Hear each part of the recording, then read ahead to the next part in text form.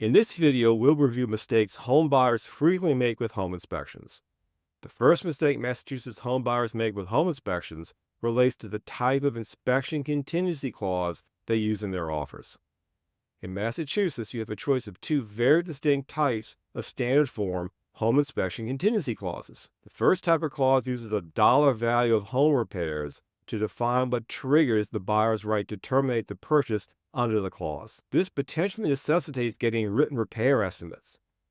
If the seller disputes the dollar value of the allegedly needed repairs, the seller could generate his own repair estimates to counter those of the buyer. The home buyer in this instance could find himself in a dispute that puts his deposit money at risk. The second type of inspection contingency clause in Massachusetts is much more pro-buyer. It uses a subjective standard to define when the buyer can terminate the purchase under the clause. Under this type of inspection contingency clause, if the home buyer is dissatisfied with the results of the inspection for whatever reason, the buyer can terminate the purchase and be entitled to the return of his earnest money deposit in full. There is no need for repair cost estimates. This inspection contingency clause much better protects the buyer, so why take the risk? Ask your buyer agent to use the inspection contingency clause with the subjective standard.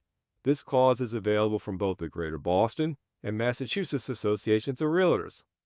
The second mistake home buyers can make with home inspections is asking for seller repairs of defects instead of seeking the seller credit to buyer at closing. The risk you as the buyer run in asking the seller to perform repairs to the home prior to closing is that this puts the seller in control of the quality and appropriateness of the work done. If the seller has repairs done and you, the buyer, find prior to the closing that the work was not done to your standards, you could have a dispute in your hands as closing day approaches. A much safer approach to take is to get written repair estimates in hand and use the cost quotes to negotiate for a seller credit to you at closing in lieu of the seller doing any repair work. You, the buyer, can then get the repair work done after closing using the money from the seller credit. That way, you control the scope of the repair work and how it's accomplished. The third mistake home buyers commonly make with home inspections is to ask the home seller to accept financial responsibility for way too many repair items. And a reasonably long list of home repair costs will cause most sellers to dig in their heels and reject your request out of hand. You want to focus on a reasonable list of the big-ticket repair items that objectively merit correction. If a defect costs $100 to fix, just fix it yourself after the closing. It's not that big of a deal. Be level-headed throughout the transaction and only focus on getting the seller to pay for those big-ticket repair items. The fourth error home buyers make with home inspections is failing to pay close attention to what the home inspector does and says during the inspection. Don't stay in one room on your phone during the home inspection. Instead, buyers should stay on the heels of the home inspector at all times while the home inspection is underway. Be engaged, ask questions, learn what the inspector is looking at while they are inspecting. Ask questions about how the inspector ranks the severity of the conditions they are uncovering. The context provided verbally by the home inspector during the inspection will help you, the home buyer, more accurately interpret the written home inspection report. Written inspection reports typically are crafted to insulate the inspector against litigation. The written reports tend to inflate the seriousness of all issues found by the inspector. This is a means of protecting the home inspector from liability claims after the closing. The home inspection is also a great opportunity for you, the home buyer, to learn more about the property you're buying. You can find out where the main water shutoff is, determine how you change the air filters, and you can identify where the thermostats for the heating and cooling systems are. The fifth mistake home buyers make with home inspections is to wait too long in the home inspection contingency period to conduct the inspection. Scheduling the inspection to be held, say, on day 7 of a 10-day inspection contingency period leaves little time for you to devise solutions to the home inspection issues raised by the inspector. You, the home buyer, are best served to schedule the inspection to be conducted as early as possible in the contingency period. An early inspection gives you time after the inspection to resolve home condition issues before the contingency period is about to expire. Mistake number 6 comes when buyers do not understand that the home inspection on used homes is not about building code compliance.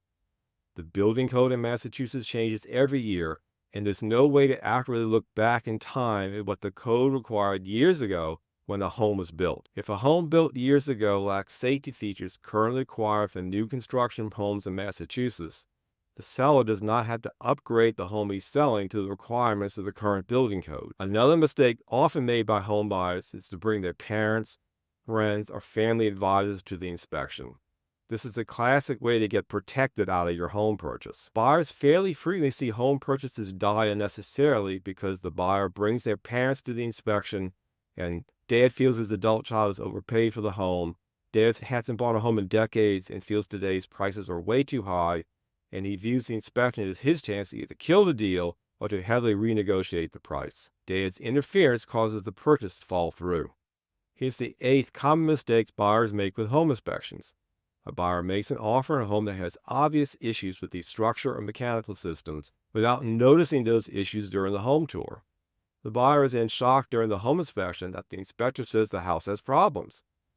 If the roof looks old, but the heating system is obviously so aged as to be beyond its rated life expectancy, the inspector is going to raise a red flag about those facts.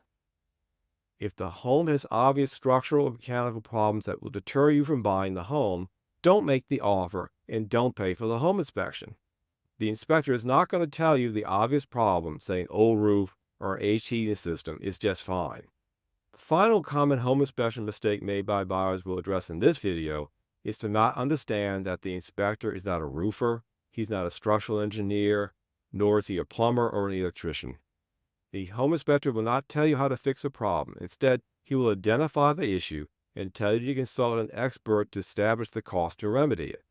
In Massachusetts, home inspectors are prohibited from quoting their cost to repair of any of the defects found during the home inspection. What we have found over the years with home inspections is that if the buyer shows good faith and reasonableness towards the home seller, there will often be a way to negotiate a reasonable resolution of just about any inspection issue. I'm Warren Reynolds of Berkshire Hathaway Home Services Commonwealth. If you want a 5-star experience in the purchase of your Massachusetts home, please message me or call me at 508-561-6259.